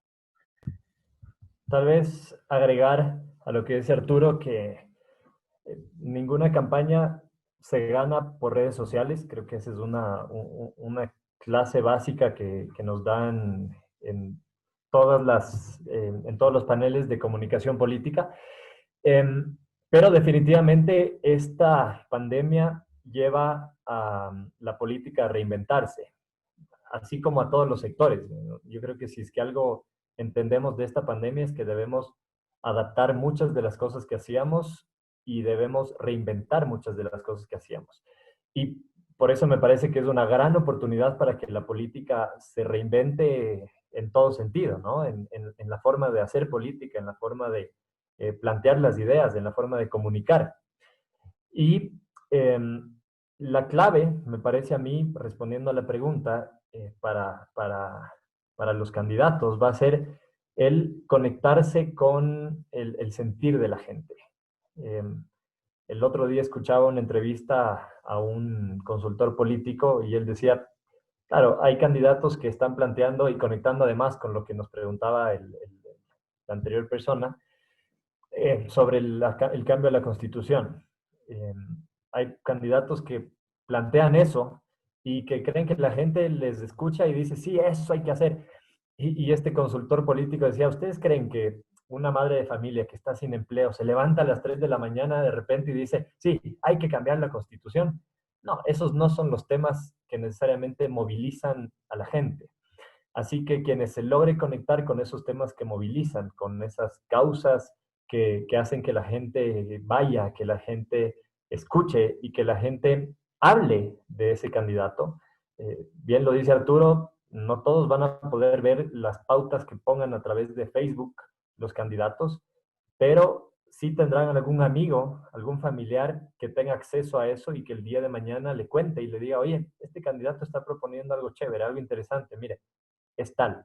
Y eso se genere un boca a boca que la gente pueda el día de mañana decir, ok, vamos a apoyar a ese candidato. Entonces creo que ese es el gran reto. Igual, yo creo que muchos candidatos se van a arriesgar y van a hacer visitas puerta a puerta. No creo que toda la campaña va a ser una campaña de aire, pero también dependerá de cómo hagan ese puerta a puerta. Ya no vamos a ver esos candidatos abrazando a la gente y mostrando en fotos que son cariñosos y que son carismáticos. Deberán buscar estrategias innovadoras, estrategias nuevas para incluso en el puerta a puerta marcar la diferencia. Ahí va a estar ese gran reto de innovar y de reinventarse que tienen ahora todos los candidatos. Por suerte yo ya no voy a estar en campaña, así que no pienso en eso.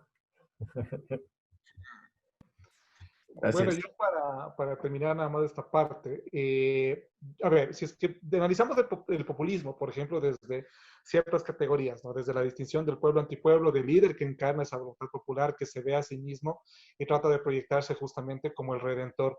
Yo más bien creo que o sea, si analizamos sobre todo el populismo desde la cultura política en el Ecuador, más bien las redes sociales un poco también van a reflejar eso, o sea, a reflejar por ejemplo, sea por trolls o sea por ciudadanos que están convencidos, de hacer referencia más bien a su candidato como el líder redentor. Yo creo que más bien un poco el escenario público, que antes, por ejemplo, sí estaba en las plazas, los mitines, sí, eso va a tener un cambio, o sea, en el caso ya de dónde se ejerce o de dónde se discute sobre la política, eso se traslada a redes sociales, pero también coincido, o sea, coincido en este caso con Sebastián, en el hecho de que no bastará en las redes sociales. Las redes sociales de alguna forma van a traducir un poco esa distinción clásica del populismo del pueblo, por un lado.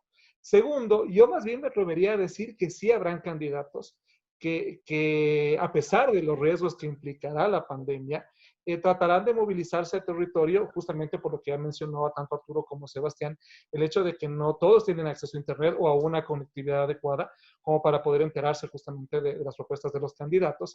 Y aparte de eso, algo que ahí sí por la pandemia, ahí sí coincido yo con Arturo, en el hecho muy bien de que los candidatos tal vez se vean forzados a más bien movilizar más sus redes clientelares en territorio, debido a que, ok, tal vez haya restricciones en el mitin, tal vez desde los COEs cantonales se establezcan restricciones para poder hacer mitines, como se les decía antes, el típico mitin, pensemos en Velasco, Ibarra, pensemos en Bucarán, esos mitines llenos de gente y llenos de un discurso súper incendiario, pero tal vez movilicen de manera mucho más, o tal vez con brigadas de manera mucho más pequeña, esas redes clientelares de territorio para favorecer, por un lado, en este caso, la entrega de beneficios a cambio de votos. Y tal vez el día de la elección también, tratar de movilizarse para llevar a gente a los puntos de votación, facilitándoles justamente mascarillas, qué sé yo, un montón de cosas, de acuerdo a lo que estamos viviendo. Pero más bien yo creo que algunos sí se arriesgarán justamente a mantener esta misma dinámica clientelar en búsqueda buscando los votos. Y tal vez el populismo, ok, se trasladará tal vez más a un debate y más encarnizado y tal vez hasta mucho más violento que a veces se genera en redes sociales. Esa es mi apreciación. Gracias, Juanfran. Muchas gracias. Bueno, aquí tenemos otra pregunta de la gente que nos está viendo de Facebook. Y es si es que pudieran responder todos o uno de los tres. Sabemos que esta pandemia nos ha dejado con presupuesto negativo. Para no volver a lo mismo, ¿ustedes cuáles creen que serían los parámetros para que gente preparada legisle y pueda gobernar correctamente?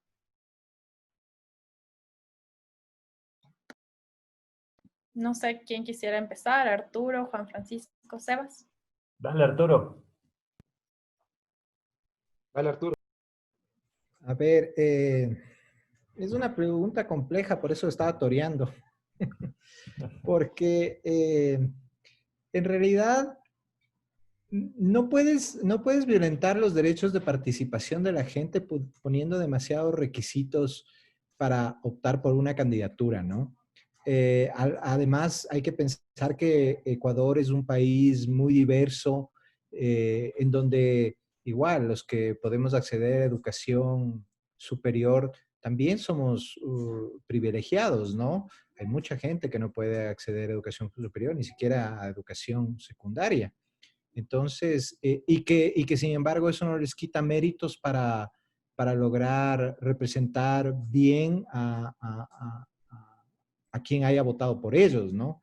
Yo no creo que pasa por pedir más títulos o más cartones a quienes nos representan, porque además hemos visto, ¿no? Ejemplos de que por muchos doctorados que tengas, no necesariamente eso implica que seas un buen gobernante o que no seas corrupto o qué sé yo, ¿no? Entonces, pasa más por el tema de cómo somos los ecuatorianos y a quién elegimos, ¿no? Y qué discurso explotan quienes quieren que votemos por ellos, ¿no? Como, volviendo al tema de la intolerancia política o temas de insatisfacción con la democracia, que abonan a un escenario en que los líderes populistas con discursos mesiánicos son los que se llevan las palmas, ¿no? Y los votos. Entonces, yo creo que pasa más por ahí que por empezar a exigir requisitos más severos para los candidatos, ¿no?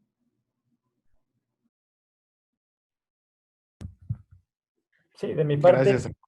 de mi parte igual contarles que tengo a veces estas crisis de conceptos y de posiciones con respecto a este tema, porque yo trabajé junto a un montón de deportistas una reforma a la ley del deporte que esperamos aprobarla lo más pronto posible.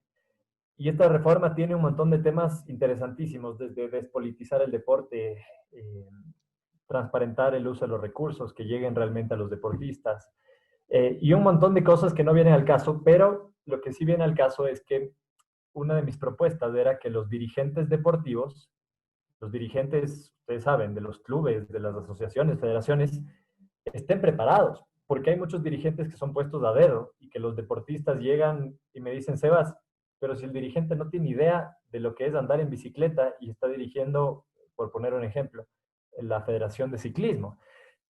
Y entonces hicimos la propuesta que los dirigentes deportivos estén preparados y tengan un perfil. Y llegó una vez alguien que me dijo, oye, pero ¿por qué tú propones eso si ni siquiera para ser asambleísta, que es quien legisla, quien aprueba las leyes para todo el país, tiene un perfil establecido? Y es verdad, pero creo que hay hoy una diferenciación y que me permite un poco salir de esta crisis que les decía de definir una posición. Y es que la asamblea, al final del día, es un espacio de representación. La asamblea está conformada por personas que representan a alguien, ¿no es cierto? Si tú dices, todos los asambleístas deben ser abogados, ¿no? Entonces, ¿qué quisiera decir eso? Que todos los asambleístas representan a los abogados. Si decimos que todos los asambleístas deben haber tenido un masterado, bueno, ¿cuántas personas tienen realmente un masterado? Entonces, la asamblea, al ser un espacio de representación, debe garantizar eso, que representa a toda la gente que vive en nuestro lindo país, a la gente que hace deporte, a la gente que le importan los temas de género, a la gente que le importan los temas relacionados a la salud, al trabajo, la gente que está del lado de los temas más jurídicos, sí, de acuerdo, tiene que haber gente que trabaje en esos temas. Entonces, más allá de la preparación, más allá del perfil, de decir, el asambleísta debe haberse graduado de esta carrera o tener estos estudios, yo creo que va más bien por el lado de elegir en base a las propuestas que hace este candidato. Si es que esas propuestas se conectan con las personas que quieren que esa persona les represente porque les parece que ese tema es importante, entonces puede ser un candidato que llegue a la asamblea. Pero lo importante va a ser no solo, y esto lo decía también en la primera parte, no solo que proponga, no solo que diga yo quiero hacer esto, sino que después lo cumpla y que los ciudadanos estén pendientes de ese cumplimiento. Por eso la conexión entre el representante y los representados es clave. La ciudadanía no solo puede llegar y votar y decir, bueno, cumplí mi rol en democracia y hasta ahí llego, sino que la gente debe reclamar y debe exigir de sus representantes que cumplan con lo que les ofrecieron. Si es que yo ofrecí que nunca me voy a alejar de la gente y voy a visitar los barrios siempre, bueno, cumpla eso cuando llegues a la asamblea. Entonces, insisto, y con esto concluyo, no me parece que va desde el lado del perfil como tal, porque tiene que haber representantes de todos, no solo de la gente educada, informada, eh, pero sí seriedad y una garantía en el cumplimiento de las propuestas que se hacen y obviamente que esas propuestas estén conectadas con la gente. Y solo para complementar nada más lo que han dicho Arturo y Sebastián, porque coincido plenamente en el significado de la representación que ellos han mencionado ya, y también en la importancia de una cultura política más participativa por parte de los ciudadanos. Algo que no sé si se podría hacer, una cosa que tal vez podría ser parte de una reforma ya en la ley orgánica de la función legislativa, es, por ejemplo, sí pedir a los asesores que tengan ciertos requisitos, ¿ya? Por ejemplo, si tenemos, o sea, asesores, porque como bien lo ha dicho Sebastián, o sea, en la asamblea van representantes y va el representante del man que tiene doctorado como de la persona que llegó a la primaria, tal vez en el mejor de los casos, porque la asamblea representa la pluralidad de la sociedad. Pero sí tener tal vez un equipo de asesores, tal vez de planta, por un lado, o en su defecto, que los asesores sí cumplan con ciertos requisitos técnicos, en este caso, por ejemplo, en elaboración de leyes, tal vez en comprensión de la economía, etcétera, etcétera, dependiendo también justamente de las condiciones legislativas a las que vayan esos diputados, para que también puedan nutrirse de elementos técnicos que les permitan una mejor gestión como legisladores. Yo más bien debería, por ese lado, podría ser algo que se podría explorar la posibilidad de tener un equipo, sea de asesores de planta o en su defecto, que al momento de contratar asesores efectivamente sí haya mayores requisitos. Eso nada más. Gracias, Juan Francisco. Gracias a todos los ponentes. A continuación tenemos la pregunta también de un miembro de la organización, Isabel Núñez. Adelante, Isa. Muy buenas noches a todos. Mi pregunta va para Arturo. Mencionó sobre esa falta de confianza en la democracia. Y mi pregunta es la siguiente. Si ya llegase a fallar la democracia, ¿qué consecuencias o qué escenarios estaríamos nosotros enfrentando? Gracias, Isabel o Natalie, o Natalie Isabel. Natalie Isabel. Bueno, no te escuché bien. Si ya llegaste a qué, la democracia. Estás sin... Actívale la- Si llegásemos si la democracia llegase a fallar, ¿qué consecuencias o qué escenarios estaríamos enfrentando? A ver, es que es justamente eso, es un peligro. A ver, lo que pasa es que este tema además es una preocupación mundial, ¿no? Porque lo que se está viviendo en el mundo, de acuerdo a varios investigadores y politólogos, es que hay una recesión democrática. La democracia está retrocediendo en los países porque justamente la gente está perdiendo la confianza en la democracia. ¿Por qué está perdiendo la gente la confianza en la democracia? Porque siente que no le está brindando lo que debería brindarle. Siente que se están quedando sin voz. Lo que vimos un poco en octubre en el Ecuador y en general en el año pasado hubieron muchísimas manifestaciones. Ahora mismo las hemos visto en Estados Unidos en relación a la discriminación a los afrodescendientes, ¿no es cierto? Eh, eh, hace que la democracia vaya perdiendo espacio. Y cuando la democracia va perdiendo espacio, se van abriendo camino líderes autoritarios, líderes que ofrecen seguridad, orden, a cambio de libertades, ¿no? A cambio de ceder libertades y a costa de nuestros derechos fundamentales, ¿no? Y eso es sumamente grave. Entonces, es importante trabajar no solo en el tema de hacer mejores candidatos, sino hacer mejores ciudadanos en general. Y eso pasa por un trabajo de largo aliento que lamentablemente en el Ecuador no se ha hecho ni creo que nadie lo esté haciendo, ¿no? Como decía antes, es raro ver políticos serios como Sebastián desempeñando cargos públicos, es raro ver políticos comprometidos con el bien común más que comprometidos con su propio bienestar. Y así, ya te digo, podemos llegar fácilmente a regímenes autoritarios o incluso ya a dictaduras que sería ya muy grave, ¿no? Lo que pasa en Bielorrusia, en Hungría, en la misma Turquía, ¿no es cierto? Esos regímenes en donde la democracia es solo una fachada, ¿no? Eh, Gracias. Gracias, Nati, por esa pregunta. Gracias, Arturo. Bueno, aquí vamos con otra pregunta de la gente que nos está viendo desde Facebook Live, que igual es para que los tres la respondan. ¿Qué debemos esperar de los candidatos presidenciales que mucho hablan y poco hacen? No sé cuál de los tres quisiera empezar, Juan Francisco, Sebas, Arturo. Bueno, ya que me mencionaste, Stephanie, primero lo responderé primero yo. ¿Qué podemos esperar de los candidatos presidenciales? O sea, yo creo que es una pregunta compleja, la verdad, porque también depende mucho, primero, o sea, de la afinidad que tenga uno con un candidato, después de la estructura de preferencias que uno tenga al momento de elegir por uno, o por ejemplo, pensemos en que si a mí me gusta, no sé, por poner un ejemplo, César Montufa, pues si él no tiene tantas opciones, tal vez cederle la votación a alguien más. Yo creo que lo que podemos esperar es o sea, primero deberíamos más que esperar, deberíamos de exigir ya en el ejercicio del gobierno a quien llegue, primero, el respeto a las instituciones. O sea, yo creo que, y ahí sí, incluso a veces en clases peco de súper institucionalista, pero yo creo que eso es fundamental. O sea, debemos de exigir como ciudadanos, más que esperar, exigir el respeto a las instituciones. Es fundamental. Eso por un lado.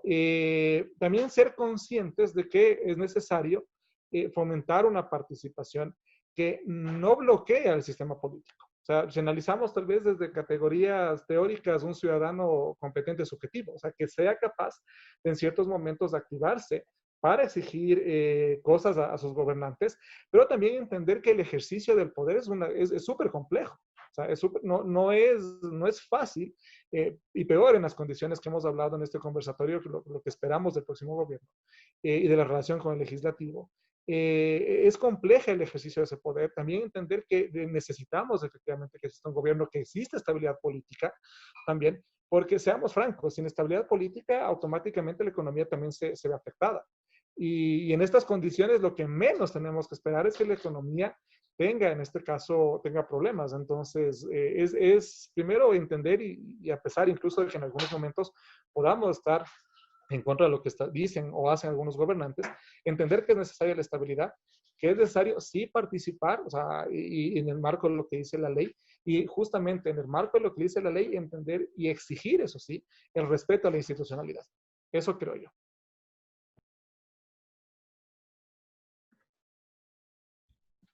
Adelante, no sé si Arturo o Sebastián quisieran decir algo. Si quieres, yo complemento. Como les decía, yo creo que si podemos, bueno, podríamos decir muchísimas cosas con respecto a qué esperar, pero si podemos resumir en algo, es en exigir resultados. Creo que la gente está cansada de escuchar propuestas, de escuchar discursos, de ver políticos hablar lindo o hablar feo, pero todo se queda en palabras.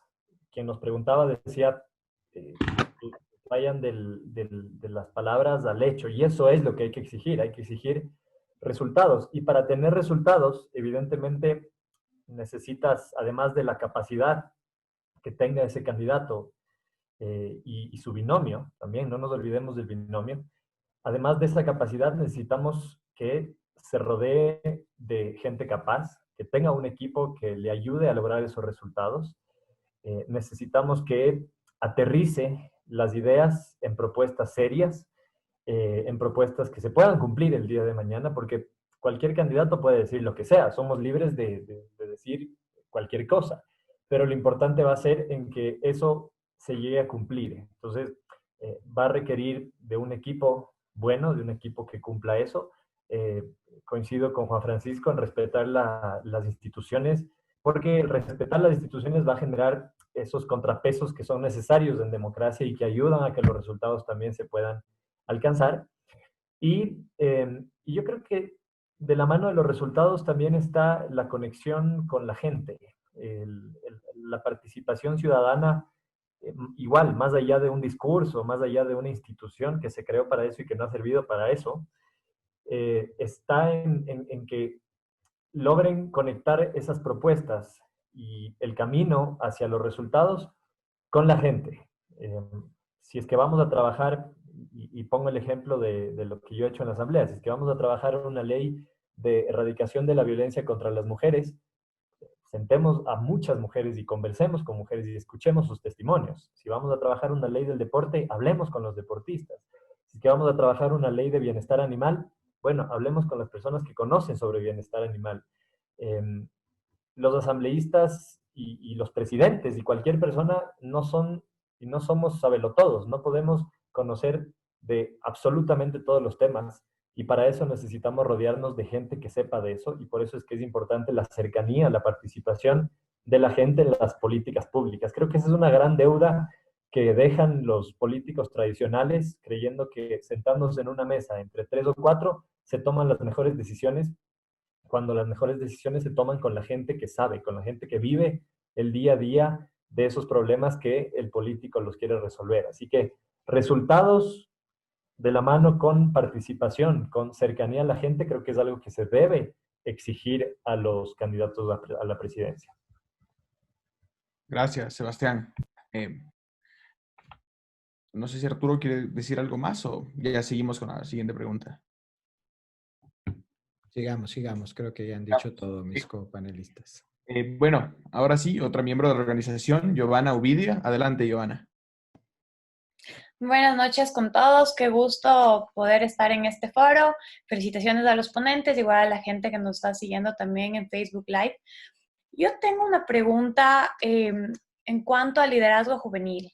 Nos hemos dado cuenta, y es algo que yo siempre lo manifiesto, lamentablemente que todos los partidos se han convertido, como decía el anterior, ves un panelista igual aquí, un ponente en empresas electorales, y es así.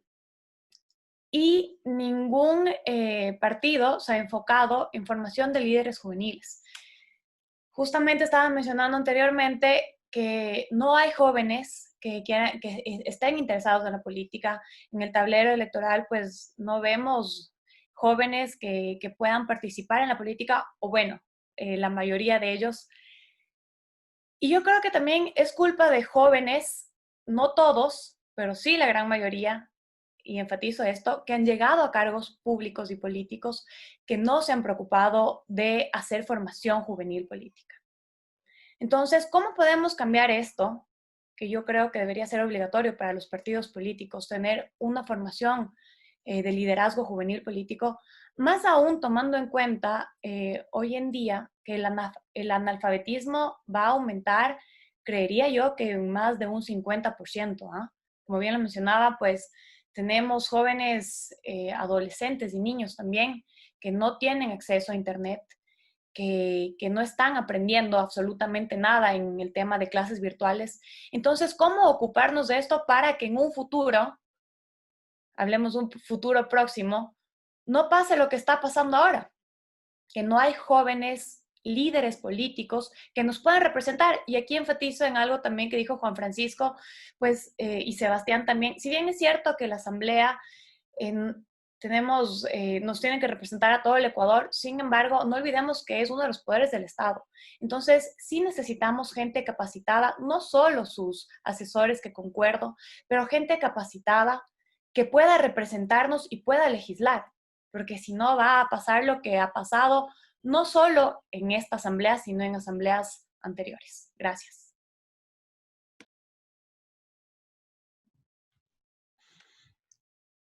Cualquiera de los tres. Eso. ¿Qué tal si Arturo, bueno, Sebas creo que ya pasó. Justo decía Sebastián que es el más joven de los panelistas. Hola, Joana, ¿qué tal? Es una muy buena pregunta y yo creo que es una gran necesidad en nuestro país y en nuestra democracia el que los jóvenes se involucren. A veces pecamos también de decir que necesitamos jóvenes en la política, pero nos olvidamos de decir la siguiente palabra, que es jóvenes que estén preparados, jóvenes que estén decididos, jóvenes que sean responsables. que vayan a cumplir con su trabajo. Porque, claro, hemos visto ejemplos de jóvenes y colegas míos, asambleístas, hasta más jóvenes que yo, que hoy están en la cárcel, ¿no? Entonces, el ser joven tampoco es que te garantiza hacer un buen trabajo, pero definitivamente la frescura de los jóvenes, esta nueva forma de hacer las cosas, ideas nuevas, tienen que llegar a la política, y coincido en eso con Giovanna. ¿Cómo lograr que los partidos políticos en verdad se enfoquen en eso? Bueno, teniendo líderes de los partidos políticos que entiendan la importancia de la participación y de la formación de jóvenes. Tuvimos un debate enorme dentro de la Asamblea con respecto a las reformas al Código de la Democracia. Alguna vez lo conversamos con Arturo y, y fue tenaz escuchar de varios partidos políticos tradicionales decirnos en una mesa en la Asamblea que es que cómo vamos a promover la participación de jóvenes y establecer que en las listas hay un 25% de jóvenes, si es que no hay jóvenes en los partidos políticos. Y yo les decía, oigan, pero si no hay, es por su culpa, porque no les han formado. Lo mismo con respecto a mujeres. Ustedes saben que hay una cuota establecida en el número de listas que deben ser encabezadas por mujeres. Y yo luchaba para que, oigan, bueno, si ya vamos a poner una cuota, bueno, vamos con el 50-50. 50% de la población ecuatoriana son mujeres, entonces vamos de una vez con el 50%. Y decían, varios de los partidos políticos tradicionales decían, es que sabes que no hay mujeres, o sea, el día de mañana no vamos a tener el 50% de mujeres que encabecen las listas. De nuevo, es culpa de los mismos partidos políticos. Entonces, el mensaje ahí es que los líderes de los partidos políticos deben tomar conciencia de eso, entender que los partidos políticos, y tienes toda la razón, Giovanna, en decir que se han convertido en maquinarias de elecciones. Veamos cómo casi todos los partidos políticos esta vez, la semana antes de las primarias, recién estaban como locos buscando en el teléfono nombres de a quienes lanzar de presidente y vicepresidente. O sea, no hay un trabajo permanente, un trabajo de formación, un trabajo de desarrollo dentro de los partidos, y eso ha hecho que la gente deje de creer en los partidos políticos. No ahora, desde hace muchos años. Si le preguntas a alguien por la calle, oiga, ¿usted quiere ser parte de un partido político? Lo mínimo que van a hacer es darse la vuelta e irse, si no insultarte. Entonces,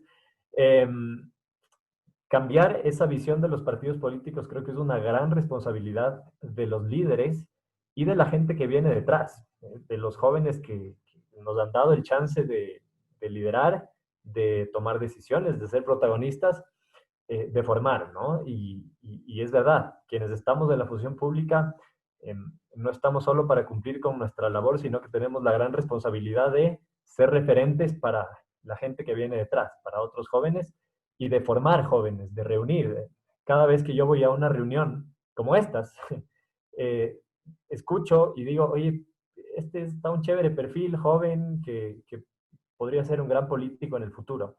Y de esa forma tú vas reuniendo gente, y creo que esa es la forma en la que se tienen que ir desarrollando los partidos políticos. Así que ustedes, los que tienen cercanía a algunos partidos tradicionales, generen esa conciencia dentro de los partidos, dentro de los líderes, para no solo poner jóvenes a colgar carteles diciéndoles que ya son parte del partido o en campaña, o ponerles de últimos en las listas porque tienen que cumplir con la cuota del 25%, sino que en verdad se comprometan con el dinero que les da el Estado como fondo partidista, capaciten, enseñen, denles conocimientos a jóvenes que el día de mañana van a ser quienes representan a esos partidos políticos.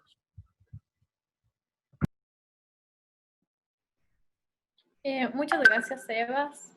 Ya por el tiempo. Gracias, Joa, también por la pregunta. Le doy la palabra a Mauri, que igual es parte de Ecuador Siempre, para que haga su pregunta. Hola. Hola con todos, estimado Sebastián, Arturo, Juan Francisco. Mi pregunta es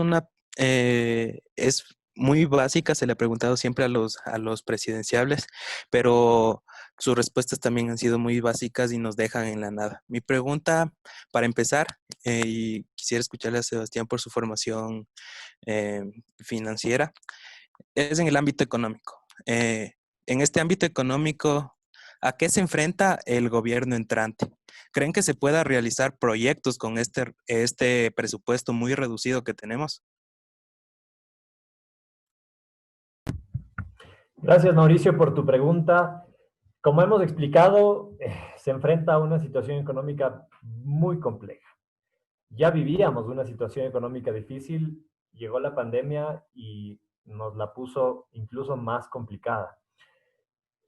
Tiene que ver con soluciones en diferentes ámbitos, desde el legislativo, sí, en definir leyes que realmente promuevan el empleo, en leyes que más que prohibiciones a instituciones, a empresas, yo soy siempre del lado de los incentivos. Yo creo que más logras incentivando a un emprendedor que poniéndole tasas que tiene que pagar para que el gobierno subsista. ¿Me explico? Creo que el lado de los incentivos siempre va a generar ese círculo virtuoso, que lo explicaba Arturo también en torno a, ok, logramos que hayan más emprendedores, esos emprendedores les va bien, van a contratar más gente, atacamos el desempleo en nuestro país y a su vez van a vender un producto que va a hacer que el dinero circule. Entonces, evitemos esos círculos viciosos que están pasando hoy en día alrededor de la economía y las finanzas y vamos a estos círculos virtuosos. Entonces, desde decisiones legislativas hasta decisiones desde el Ejecutivo en torno ya a macroeconomía, ¿cierto? ¿En qué quieres basar tu economía? ¿Qué va a pasar con el endeudamiento? Esa va a ser una gran decisión que debe definir el nuevo gobierno. Si refinancia, si toma decisiones en torno a ciertos acreedores y cómo paga la deuda que ya tenemos. No es tan fácil como algunas personas sugerían en algún momento, deje de pagar la deuda y concéntrese en atender a la salud. Suena bien, pero ya el momento en que está sentado en Carondelet, siendo un presidente de la República y entendiendo que son obligaciones que debes cumplir, no puedes dejar de pagar, pero sí puedes refinanciar, sí puedes renegociar.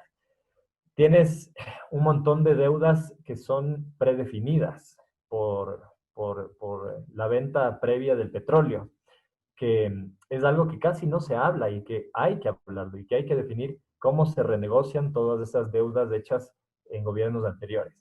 Entonces, de nuevo, la parte macroeconómica de financiar al país a través de deuda es una buena decisión. Creo que hay que medirla mucho. Y de ahí vienen el desarrollo de sectores que son estratégicos, ya no dependen del petróleo, claro. Así que necesitamos desarrollar otros sectores. Hablaba yo de la agricultura y del turismo. Está muy golpeado el turismo hoy en día, pero yo creo que hay un gran potencial de desarrollo en nuestro país. Hay la idea de tratar una nueva ley del turismo en la Asamblea Nacional ahorita. Yo soy una de las personas que está impulsando que haya una ley de turismo. Por Dios, ¿cómo no puede haber una ley del turismo que plantee un avance programático del turismo en nuestro país? Un plan de aquí a 10 años. Sin importar el gobierno que venga, vamos a seguir esta línea. Eso hizo Perú. A Perú le va muy bien con el turismo. Eso hizo Colombia. A Colombia le va muy bien. Son vecinos y les ha ido bien. Entonces, el generar programas y planes independientes del gobierno de turno creo que es interesante tanto en turismo, tanto en agricultura, tanto en desarrollo de emprendimiento y desarrollo económico en general. Gracias, Sebas. Bueno, lastimosamente por el tiempo ya no vamos a dar apertura a más preguntas. Sin embargo, quisiéramos que los ponentes, Arturo, Juan Francisco, Sebas, nos den unas palabras de cierre referente a lo que viene del panorama 2021, que es algo que va a cambiar al Ecuador y a nosotros como ecuatorianos y como jóvenes, a la expectativa, a qué viene después de lo que hemos pasado durante tanto tiempo. No sé quién quisiera empezar. Arturo, Juan Francisco, no se peleen por terminar. Bueno, a ver, ya que me nombraste primero. Bueno, primero agradecerles a todos por este espacio. Me parece maravilloso. Justamente creo que un poco respondiendo a a la pregunta de Giovanna. Esto responde a tu pregunta, Giovanna, ¿no es cierto? Aquí están un montón de jóvenes, entre los que me incluyo, ojo, eh, em, participando en política, ¿no? Esto también es hacer política, preocuparse de que los jóvenes se interesen en lo que está aconteciendo en la política. Y sigan adelante, eso es lo que hay que hacer, sigan involucrándose en política, sigan exigiendo a los políticos, como decía Sebastián, que rindan cuentas, ¿no? Que rindan cuentas acerca de sus ofrecimientos, de sus programas, exigirles que involucren a más jóvenes o más mujeres en los partidos políticos, que dejen de ser maquinarias electorales, como también dijo Giovanna, y que se conviertan en verdaderos partidos políticos programáticos con propuestas en verdad. Y creo que eso está en manos de ustedes. Así que adelante y muchísimas gracias por la invitación. Bueno, ahora voy yo. Bueno, para terminar, igual me sumo a las palabras de Arturo respecto a la felicitación por este tipo de espacios.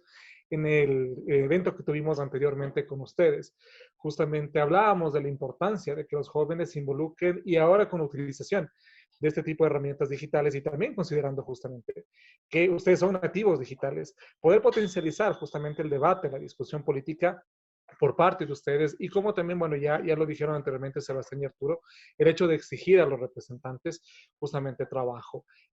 Únicamente, bueno, les felicito por esta iniciativa, espero evidentemente que se mantengan, estaré pendiente justamente de escucharles, de escuchar a foros de este tipo, que lo realicen con otro tipo de actores políticos, con académicos también. Y nada, me sumo a lo que dijo Arturo respecto a Sebastián. Yo también quiero felicitarle por su labor en la Asamblea, que ha sido muy buena en este periodo legislativo. Y también me quiero sumar al planteamiento de Sebastián al decirle a Arturo que se necesita justamente gente como él en la política y sería bueno verlo en un futuro en esos espacios. Nada más de eso, chicos, les felicito. Muchas gracias y nada, una linda noche para todos y todas. Ya ves, Arturo, vas a salir candidato después de este foro. Sí, le cedo el espacio. La verdad es que 4 años en la Asamblea creo que son suficientes para lograr resultados. De mi parte, no soy alguien que se ata al poder y no tengo esa hambre de poder, que creo que termina dañando muchas veces a los políticos. Me parece que debes de entrar con un programa, con un plan, con un objetivo y cumplir ese objetivo, y para eso están los 4 años. Entonces, por eso es mi decisión. Pero bueno, agradecerles igual, Juan Francisco y Arturo, encantadísimo de compartir con ustedes este espacio, y toda la gente que se quedó igual hasta estas horas. Qué chévere hablar sobre política, alejarnos un poco de los temas del día a día y irnos a un análisis mucho más profundo. Siempre es necesario, y por eso les felicito a Ecuador Siempre. Oscar, gran trabajo, creo que esta iniciativa es muy buena. Sigan adelante, les animo a tener más de estas conversaciones, a unir gente de todos los sectores, que logren esa conversación plural y democrática que tanto le hace falta a nuestro país. Agradecerles igual por sus palabras a Juan Francisco y Arturo. Esperamos dejar esa huella para crear esta nueva política que todos los que estamos en esta sala y los que nos están siguiendo esperan en nuestro país. Una nueva política que se renueve, una política que se transforme, una política que logre recuperar esa confianza de la gente, porque la gente no desconfía en la política como tal, sino en los malos políticos, y eso hay que entenderlo. Así que no elijamos malos políticos. Les invito a estudiar muy bien las propuestas que hagan los candidatos a la presidencia, también los candidatos a la asamblea. No crean las cosas porque se les dice en un video, en una foto, en un post en las redes sociales, sino que nuestra responsabilidad es analizar muy profundamente esas propuestas, si es que en verdad son factibles o no, y si es que están conectadas con lo que nosotros queremos. Así que elijamos esos nuevos políticos, esos buenos políticos que queremos que nos representen, y espero verles no solo a Arturo, a Juan Francisco, a muchos de los que están aquí, que estoy seguro que nos representarían excelentemente bien en un futuro. Así que unámonos la gente que queremos hacer política de la buena. Un abrazo. Bueno, gracias a todos, a Arturo, a Juan Francisco, a Sebastián. Ha sido un espacio muy constructivo, muy útil. Creo que son precisamente en estos espacios en donde empezamos a generar un pensamiento crítico que se aleja de una visión ideológica o partidista y que empieza a ver, como mencionaba hace poco tiempo Sebastián, a pensar un poco más en la gente, a cómo devolverle esa esperanza, esa confianza en lo del servicio público, en la política, que podamos entender de que entrar a política es una vocación de servicio y no para servirnos nosotros de ella. Es por eso que quiero agradecerles a todos y cada uno de ustedes, a las personas que se han conectado en Facebook Live. Ecuador siempre está para eso, para generar espacios de crítica, para generar y dar una visión hacia el futuro, pero también se preocupa del hoy. Y está muy preocupado Ecuador siempre de lo que pasa en el país y de lo que pasará. Y nosotros, quiero que sepan, amigos, estimados ponentes, Ecuador siempre estará listo, valga la redundancia, para defender al país de los malos políticos, para apoyar a los buenos políticos. Y como dice nuestro eslogan, nuestra insignia es por Ecuador, todo por Ecuador. Muchas gracias a todos y buenas noches. Ahora simplemente nos tomamos una foto, los que estamos presentes, nuestra mejor cara así, para luego subir las redes. No sé quién la va a tomar, Steph, Jesús.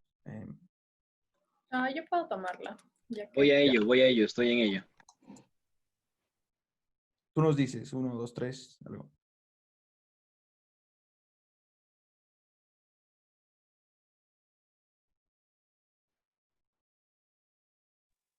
Listo, 1, 2, 3. A ver, ahí va otra, ¿sí? 1, 2 y 3.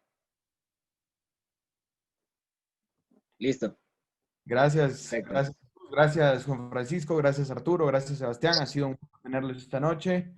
Podemos ya empezar a pausar la programación de Facebook y